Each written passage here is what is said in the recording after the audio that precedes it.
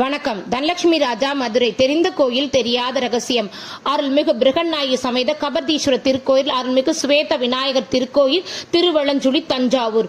முன்னொரு காலத்தில் ஆதிசேஷன் வெளிப்பட்ட பள்ளத்தில் காவிரி ஆறு பாய்ந்து பிள்ளத்துள் பள்ளத்தில் அழுத்தியது. ஹரண்ட மகரிஷி அப்பிள்ளத்துள் இறங்கி காவிரி வெளிவந்து வளமாய் சுழித்துக் கொண்டு சென்ற காரணத்தால் இத்தலத்திற்கு திருவளஞ்சுழி என்ற பெயர் பெற்றதுடன் தேவேந்திரன் பிரதிஷ்டை செய்யப்பட்ட வெள்ளை விநாயகர் சிறப்புடன் விநாயகர் பெருமானின் திருமணம் நடந்த திருத்தலம். இந்தியாவின் விநாயகரின் 10 படை வீடுகள் முதற்படை வீடாக உள்ள தலம். விநாயகர் பெருமான் துந்திக்கை வளம்புரி விநாயகராக உள்ள தலம். இந்திரன் வடிவமைக்கப்பட்ட கருவறையினை கொண்ட தலம்.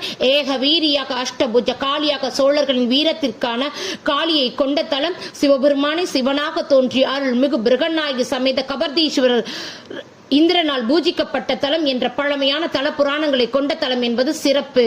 மந்திரமலையை கொண்டு தேவலோகத்தின் பார்க்கடலில் அசுரர்களும் தேவர்களும் அமுதம் கடைந்த போது வாசுகி கக்கிய கொடிய ஆழக்கால விஷத்தின் கொடுமை தாங்காது தேவர்களும் அசுரர்களும் ஈசனிடம் முறையிட எந்த செயல் செய்யும் முன் விநாயகரை வழிபட்ட பின்னரே விநாயகப் பெருமான் அருள் பெற்று காரிய சித்தி பெறும் என கூற அவ்வாறே பார்க்கடலில் அமுத நிறையை கொண்டு விநாயகரை திருவளஞ்சுழியை இத்திருத்தலத்தில் பிரதிஷ்டை செய்து உருவான சுவேத விநாயகர், அதாவது வெள்ளை விநாயகர் என்ற திருநாமத்துடன் தேவர்களின் ஆத்மார்த்த பூஜா மூர்த்தியாக இத்திருத்தலத்தில் அருள்பாலிக்கிறார் என்பதும் அமிர்த கடல் நுரையினால் உருவான விநாயகருக்கு கற்பூர அபிஷேகம் மட்டுமே எனவும் தீண்டா திருமேனியாக விளங்குகிறார். வெள்ளை விநாயகர் சன்னதியானது கருங்கலான பழகனி என்ற நுணுக்கமான வேலைப்பாடுகள் அற்புதமான கர்த்தூன்களுடன் காணப்படுவது அழகாக காட்சியளிக்கிறது.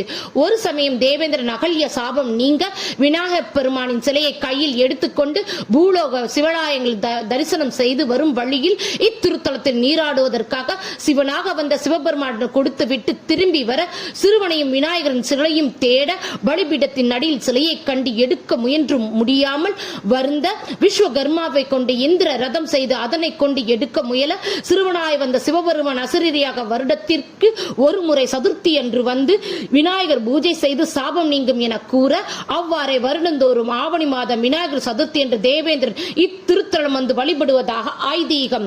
திருவளஞ்சுழியில் மற்றும் ஒரு சிறப்பு விநாயகப் பெருமானின் திருமணம்.